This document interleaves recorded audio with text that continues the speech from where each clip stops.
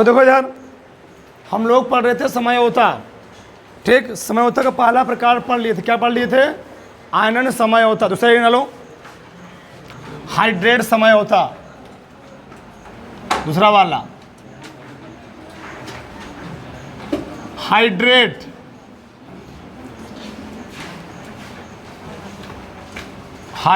समयोता।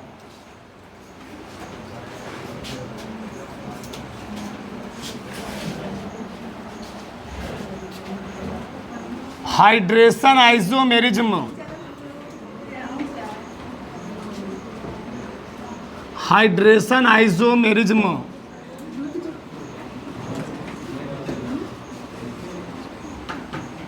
देखो यार, होता क्या है समझो पहले। ऐसे कार्बनिक यौगिक जिनके अणु सूत्र क्या हो? समान हो, या ऐसे यौगिक जिनके अणु सूत्र क्या हो जी? समान हो, परंतु जल के अणुओं के प्रति उनकी व्यवस्था क्या हो? भिन्न भिन्न हो। जल का, इसका नाम ही हाइड्रेट। हाइड्रेट मीन्स क्या होता है? जल। क्या होता है? जल। परंतु जल के अणुओं के प्रति उनकी व्यवस्था क्या हो? भिन्न भिन्न हो। उसको हम लोग कहते क्या है? हाइड्रेट समयोता। तो लिखो इसमें, ऐसे कार्बनिक यौगिक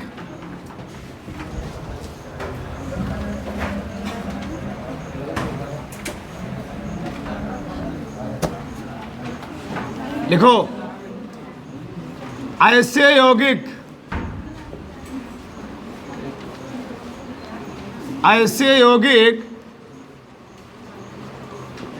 कोई लिख सकते हो, ऐसे यौगिक जिनके अणु सूत्र समान, ऐसे यौगिक जिनके अणु सूत्र समान, परंतु जल के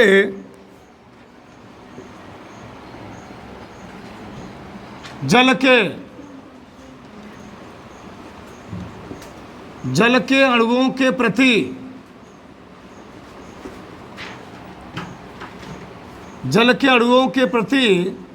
समन्वयी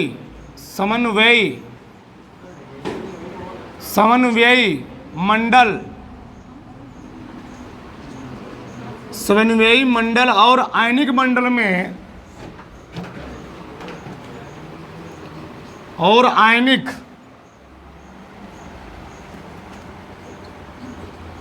आयनिक मंडल में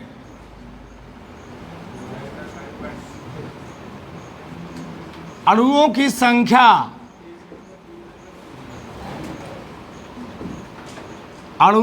संख्या भिन्न भिन्न होती है।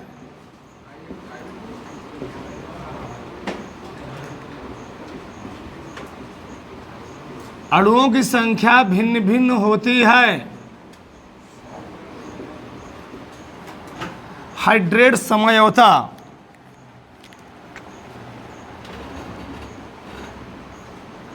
हाइड्रेट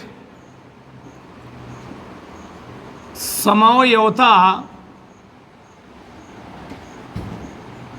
कहलाती है।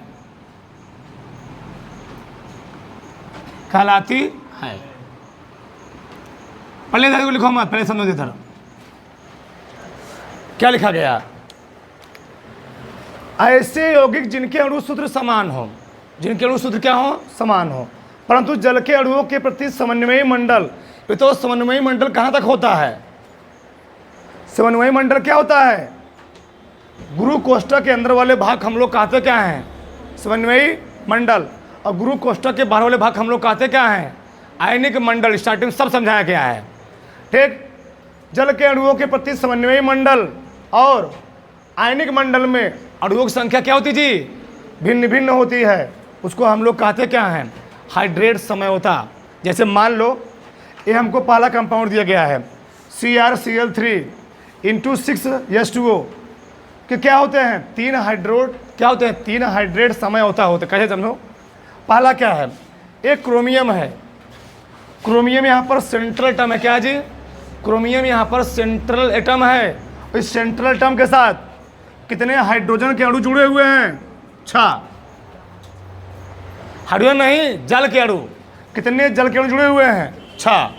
बताओ, इस समन्वयी मंडल में 6 अणु है जल के, लेकिन क्या बाहर कोई अणु है? आयनिक मंडल में जल कोई अणु है? नहीं है। अब अगले में देखो, समन्वयी मंडल में जल कितने अणु हैं? जल के अणु है 5। तो क्रोमियम को बैलेंस करने के लिए क्रोमियम करता क्या है? 6 इलेक्ट्रॉनों को अपनी ओर अट्रैक्ट करता है, 6 इलेक्ट्रॉनों से बांड बनाना चाहता है। तो इसके अगर एक जल का अणु यहाँ से बाहर निकलेगा समन्वयी मंडल से, तो क्या होगा? बाहर से आयनिक मंडल से एक क्लोरीन कहाँ आएगा? अंदर आएगा। तो 5 1 6। क्रोमियम कितने चाहिए? 6 ठो। तो 5 ठो जल हुआ और 1 ठो क्या हुआ? क्लोरीन हुआ। 5 1 6। तो अगर एक जल का अणु बाहर निकलेगा तो क्लोरीन का अणु किसके अंदर आएगा? अगर एक जल का अणु समन्वयी मंडल से बाहर जाएगा तो एक क्लोरीन का अणु क्रोमियम को बैलेंस करने के लिए आयनिक मंडल से किसके अंदर आएगा? समन्वयी मंडल के अंदर आएगा, क्योंकि क्रोमियम की खासियत होती है उसको 6 इलेक्ट्रॉन चाहिए होते हैं। तो 5 यहाँ पर, 5 1 6। अगले में क्या हुआ? अगले में 2 क्लोरीन अंदर आए। तो जब 2 क्लोरीन अंदर आए तो क्रोमियम को बैलेंस करने के लिए कितने और अणु चाहिए? 4। इसलिए जल कितने अणु हैं? 4। तो जल के 4 अणु हो गए तो बाहर कितने अणु जाएंगे? 2। कितने अणु जी? 2। बताओ हो क्या रहा है इसमें? हो क्या रहा है? इन तीनों कंपाउंडों में तुम देखो जल के अणुओं के प्रति, इसमें वाला देखो, इसमें वाले में समन्वयी मंडल में जल के कितने अणु थे? 6। इसमें कितने थे? 5। इसमें कितने हैं? 4। आयनिक मंडल में जल का कोई अणु नहीं है। इसमें कितने अणु हैं? 1। इसमें कितने अणु हैं? 2। अब ऐसा होने से होता क्या है? जब जल के अणु समन्वयी मंडल से आयनिक मंडल की ओर जाते हैं तो ऐसा होता क्या है? वो किसी विलयन में, जब उनको किसी विशेष प्रकार के विलयन में घोला जाता है तो क्या करते हैं? वो अलग अलग प्रकार के रंग देते हैं, अलग अलग प्रकार के कलर देते हैं। जब जल के 6 अणु गुरु कोष्ठक के अंदर थे, इसका रंग कैसे था? बैगनी रंग। कैसा रंग था? बैगनी रंग। इससे फर्क पड़ता है, ठीक। लेकिन जब जल का एक अणु बाहर गया गुरु कोष्ठक से, तब इसका रंग क्या हो गया? चेंज हो गया। अब कैसा रंग देगा? अब देगा नीला रंग। इसी प्रकार से जब गुरु कोष्ठक से 2 जल के अणु बाहर निकले, अब कैसा रंग देगा? हरा रंग। तो चेंजेज किस में हो रहा है? चेंजेज आयनिक मंडल में नहीं हो रहा है, गुरु कोष्ठक के अंदर जो जल के अणु थे उनकी संख्या में परिवर्तन के कारण हो रहा है। अब गुरु कोष्ठक के अंदर जल के संख्या में परिवर्तन होने के कारण यह कंपाउंड, यह यौगिक एक विशेष अलग अलग प्रकार क्या देता है? रंग देता है। इसलिए इसका नाम क्या पड़ा हुआ है? हाइड्रेट समयोता। क्योंकि यह जो परिवर्तन हो रहा है किसके कारण हो रहा है? जल कारण। इसलिए इसका नाम क्या पड़ा? हाइड्रेट समयोता। बात समझ में आई कि नहीं आई? यह घटना किसके कारण घट रही है? जल के अणुओं के कारण। पहले जल के अणु 6 अंदर थे, अब 1 बाहर गया, 5 बचे, 2 बाहर गए, 4 बचे। तो जल के अणुओं में विभिन्नता कारण, उसके आयनिक मंडल और समन्वयी मंडल में भिन्नता कारण, संख्या में अंतर कारण क्या हो रही है? यह चेंजेज हो रहा है। इसलिए इसका नाम क्या पड़ा? हाइड्रेट समयोता। नाम से सब मालूम है, कुछ करना उसमें आपको ज़्यादा दिमाग नहीं लगाना है। मैंने यहाँ कंपाउंड और लिखा हुआ है, 2 उदाहरण लिखे हुए हैं। एक कोई कंपाउंड है, ठीक, ध्यान रहे चीज, गुरु कोष्ठक के अंदर लगभग 70% जितने सेंट्रल एटम होंगे, गुरु कोष्ठक के अंदर लगभग इतने 70% सेंट्रल एटम होंगे, उनसे 6 ही लिगेंड जुड़ेंगे। हमेशा ध्यान रहे कितने लिगेंड जुड़े? 6। 5 1 6, 4 2 6। यहाँ पर सेंट्रल एटम कौन है? कोबाल्ट। 1 2 4 2 6। सेंट्रल एटम से लगभग 70% 6 ही अणु जुड़ेंगे। ध्यान रहे चीज, ठीक। यहाँ पे देखो सेंट्रल एटम कौन है? कोबाल्ट। 2 4 2 6। अब यहाँ हो क्या रहा है? यहाँ ये जो जल का अणु था किसके अंदर था? गुरु कोष्ठक के अंदर था। लेकिन यहाँ पर क्या हुआ? गुरु कोष्ठक से बाहर हुआ है। और गुरु कोष्ठक से बाहर होने से जब इसको किसी विलयन में घोला जाएगा तो क्या करेगा? अलग अलग प्रकार का कलर देगा, रंग देगा। इसे यहाँ पर दिया हुआ है, इसलिए इसका नाम क्या पड़ा हुआ है? हाइड्रेट समयोता। हाइड्रेट का नाम ही होता है जल। उतार लो।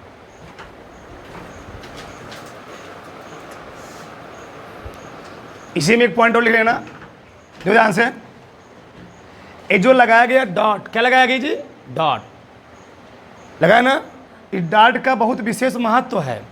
इस डॉट का मतलब ये है कि यह जो जल का अणु है यह केंद्रीय धातु परमाणु से नहीं जुड़ा है, बल्कि यह एक इस समन्वयी मंडल का के क्रिस्टल का एक भाग है। यह जल का अणु सेंट्रल एटम से ना जुड़ा होकर के इस पूरे समन्वयी मंडल क्रिस्टल का क्या है, भाग है। अगर जल के अणु एक निकले हुए हैं तो क्रिस्टल जालक से कितने अणु निकले हुए हैं, क्रिस्टल समन्वयी मंडल से एक अणु।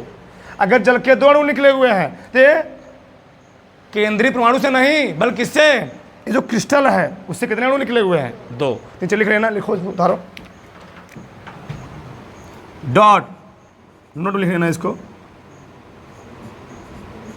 डॉट का अर्थ है, डॉट का अर्थ है कि जल के अणु, जल के अणु केंद्रीय धातु परमाणु से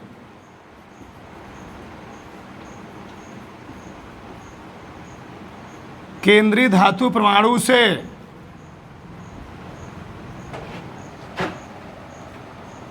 नहीं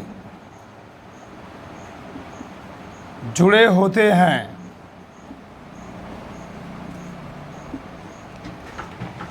बल्कि वे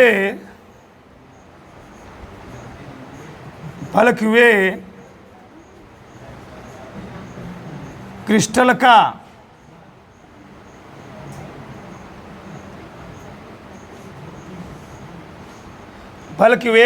का एक भाग होते हैं,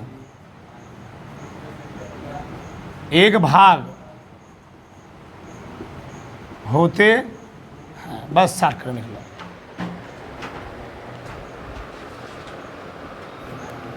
लिखो ऐसे यौगिक, अगला क्या है, बंधन समय होता, तीसरा ना बंधन समय होता, लिंकेज आइसोमेरिज्म में। लिखो पहले, ऐसे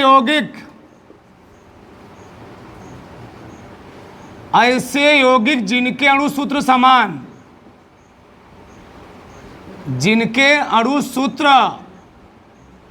समान परंतु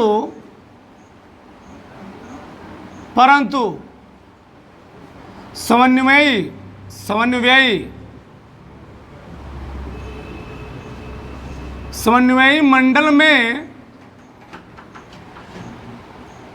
परंतु समन्वयी मंडल में लिगेंड के, लिगेंड या गेंड लिख लो, लिगेंड के परिवर्तन में, परंतु समन्वयी मंडल में लिगेंड के परिवर्तन में भिन्नता के कारण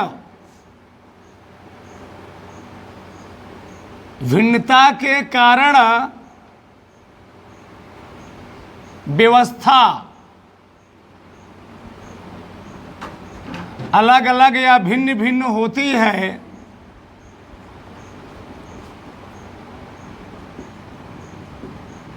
अलग अलग या भिन्न भिन्न होती है, बंधन समयोता कहलाता है। सब नाम पे ही मालूम है, बंधन समयोता कहलाता है। ठीक,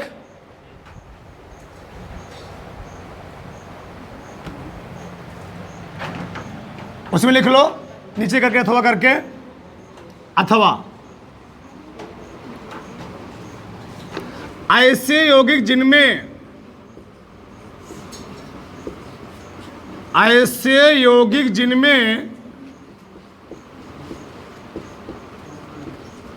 उभय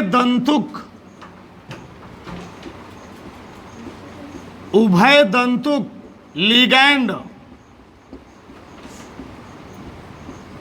उपस्थित होते हैं, बंधन समयोता कहलाता है।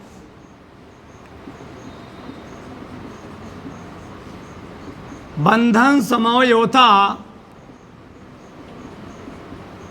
कहलाता है। समझो, एकदम आराम समझ में आएगा, सबका ध्यान देना चाहिए। चलो, हमने लिए दो उदाहरण, एक उदाहरण नहीं, अलग अलग दो उदाहरण मैंने लिए हैं, सबका ध्यान देना चाहिए। देखो, हम लोग अभी पढ़ेंगे आगे लिगेंड। लिगेंड कई प्रकार के होते हैं, एक दंतु लिगेंड, द्विदंतु लिगेंड, बहुदंतु लिगेंड, सब पढ़ेंगे विस्तार से। अब यहां समझो, देखो इसमें देखो केंद्रीय धातु परमाणु से या समन्वयी मंडल में SCN है। क्या है जी? SCN।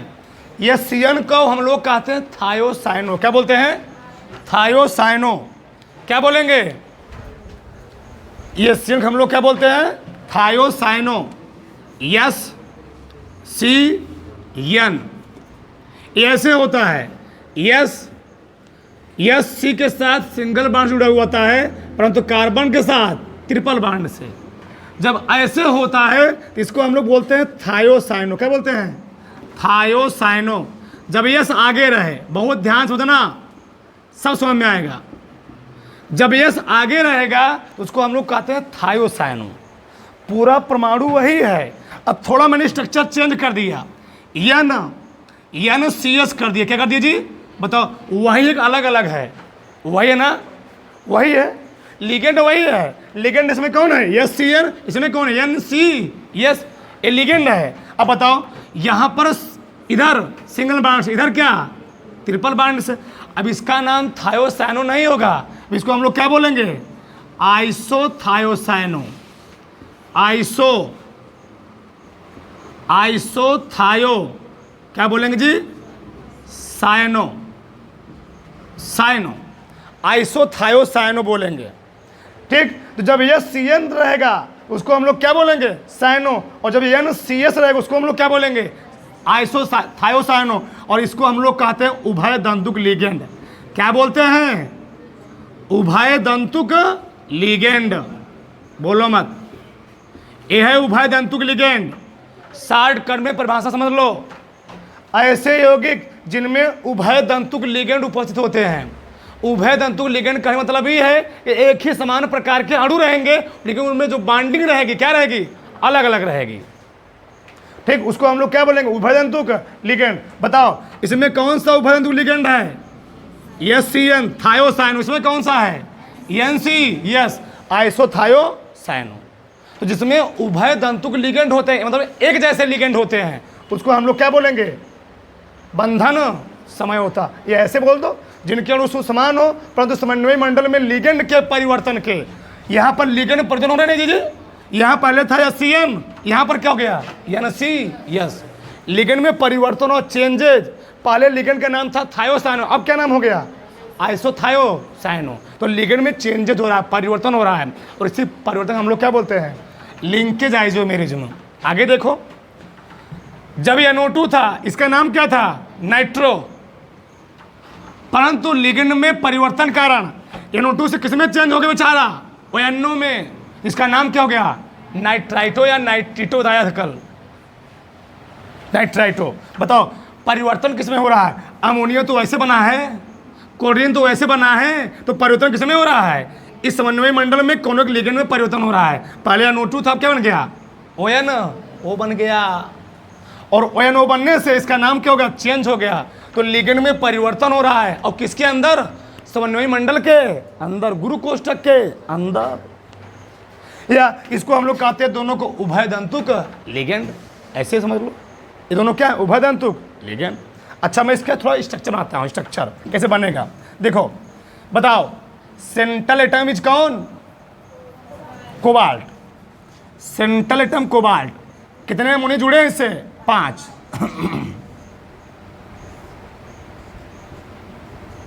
जोड़ दो ऐसे, क्या दिक्कत है?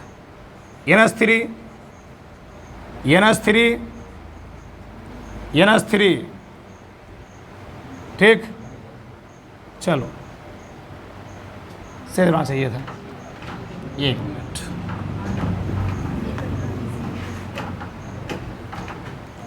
कोबाल्ट,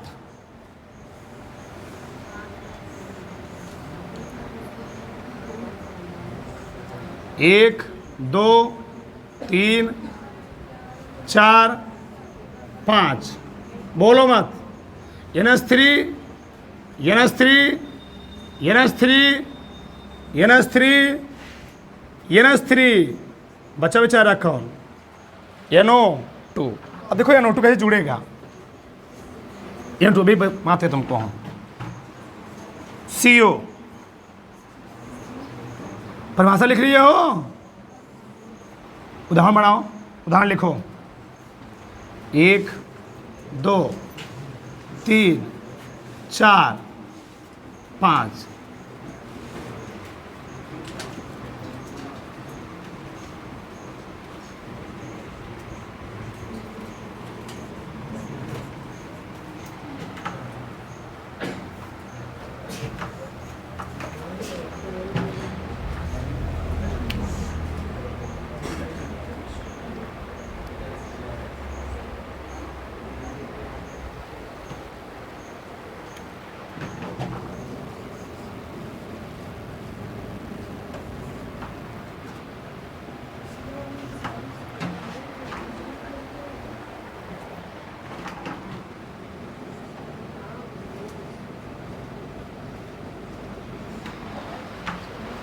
चलो देखो इधर, समझो इधर,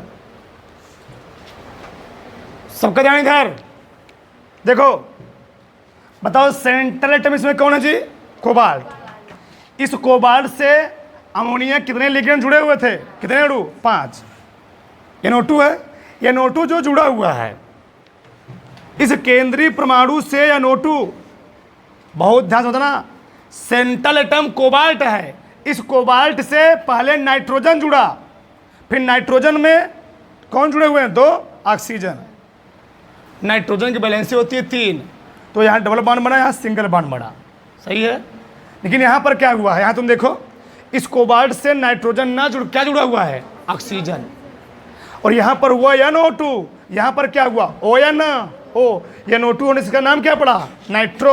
और यहाँ पर ONO होने से इसका नाम क्या पड़ा? नाइट्राइटो या नाइट्रिटो। बात समझ में आई?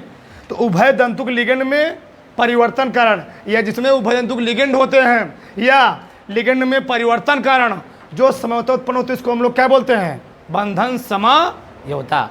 मतलब दोनों एक ही जैसे रहेंगे, दोनों एक ही जैसे रहेंगे, लेकिन अलग अलग प्रकार के परमाणु किससे?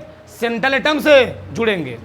रहेंगे दोनों NO2 ही, लेकिन एक बार जुड़ेगा सेंट्रल एटम से N, दूसरी बार क्या जुड़ेगा? O। अच्छा बताओ, यहाँ सेंट्रल एटम से कौन जुड़ा हुआ है? S की N।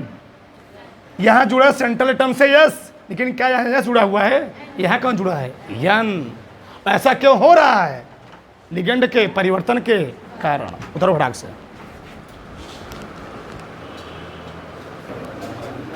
अगला ना लो, चौथा, उपसह संयोजी। ये उपसह संयोजन न जी,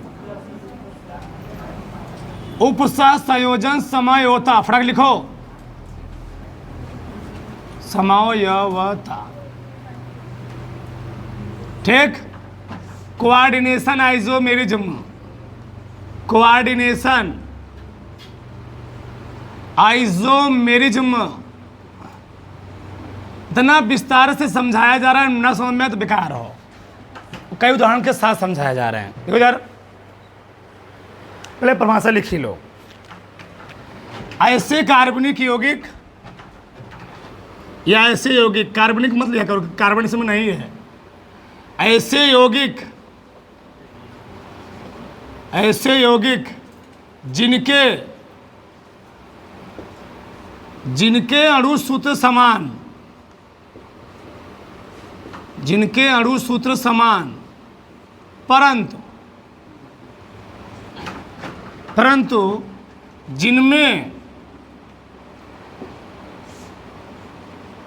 जिनमें संकुल धनायन परंतु जिनमें संकुल धनायन और संकुल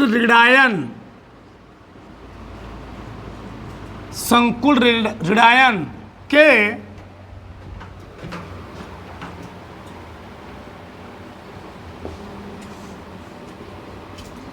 केंद्रीय धातु परमाणु से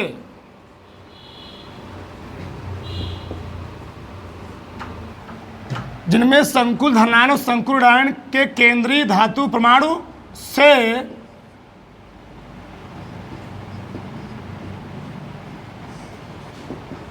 भिन्न भिन्न जुड़ने के कारण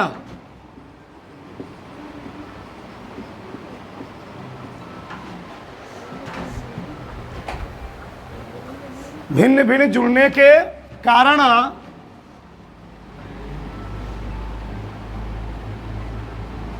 अनिश्चितता होती है। उपसह संयोजन समयोता, उपसह संयोजन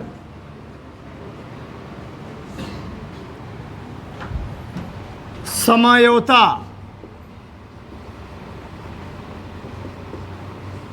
कहलाता है या कहलाती है।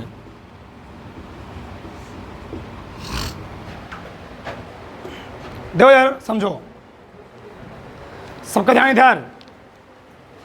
ऐसे यौगिक जिनके अणु सूत्र क्या हो जी, समान हो, परंतु जिनमें संकुल धनायन और संकुल ऋणायन के केंद्रीय धातु परमाणु से भिन्न भिन्न जुड़ने के कारण अनिश्चितता होती है, यानी अलग अलग व्यवस्था बनती है, उसको हम लोग क्या कहते हैं, उपसह संयोजन समयोता। देखो कैसे, हमने लिए 3 उदाहरण। अब 3 से नहीं समझ में आया तो कभी नहीं समझ में आएगा। देखो ध्यान से, अलग अलग मैंने 3 उदाहरण लिए हैं। पहला क्या लिया, CO NH3 Cu CN6। अच्छा देखो यार, बहुत ध्यान समझना,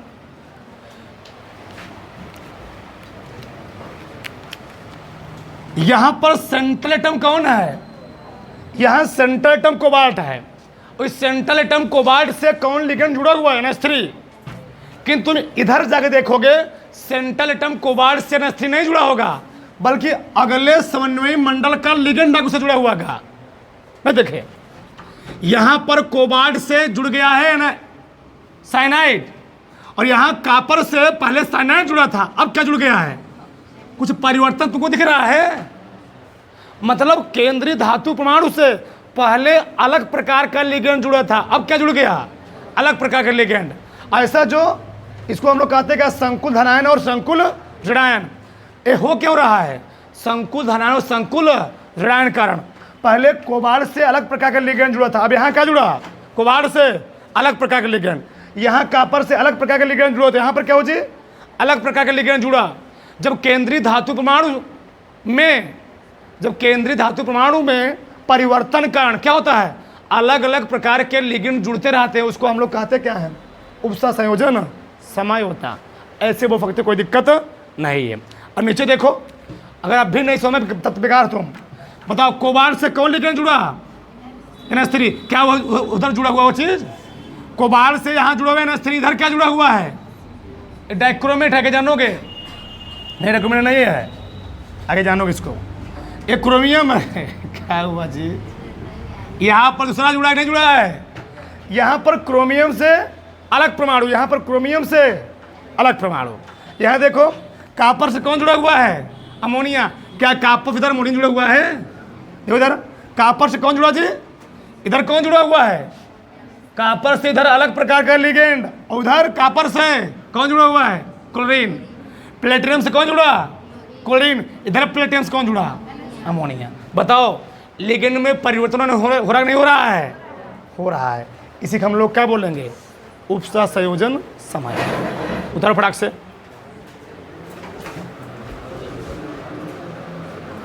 चलो बोलो मत, लास्ट वाला लिखो, 5वां कौन सा जी, हाँ लिखो फटाक से। लिगैंड समझौता, लिगैंड समझौता, लिगैंड आइसोमेरिज्म, लिगैंड आइसोमेरिज्म। पहले परिभाषा ही लिख लो। ऐसे यौगिक, सब सिंपल है जी, बस एक बार जाके आराम से बैठ के समझना, सब समझ में आ जाएगा, कुछ अंतर ज़्यादा नहीं है। ऐसे यौगिक जिनके अणु सूत्र समान, जिनके अणु सूत्र समान, जिनके अणु सूत्र समान परंतु लिगैंड, परंतु लिगैंड स्वयं, परंतु लिगैंड स्वयं अपने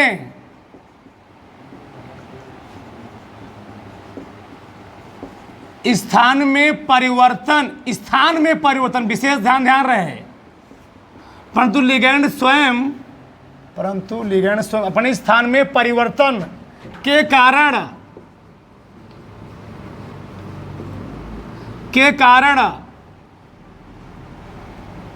परंतु लिगैंड स्वयं अपने स्थान में परिवर्तन के कारण समावयवी उत्पन्न करे,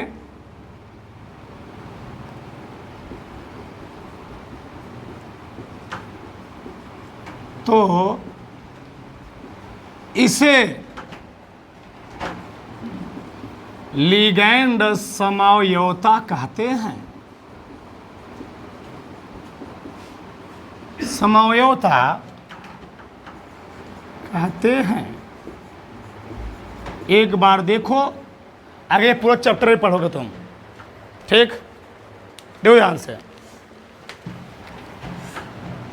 जैसे यह क्लोरोबेंजीन नाम सुने हो, C6H5Cl, चमक रहा है। अच्छा, तुम नहीं चमक रहे हो?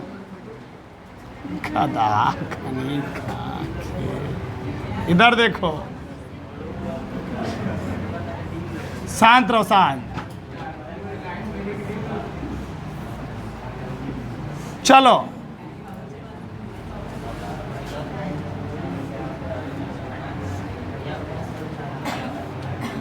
देखो, ये है क्लोरोबेंजीन। बेंजीन के रिंग वाला ऐसे ऐसे ऐसे, बोलो मत, लेट भी हो रहा है।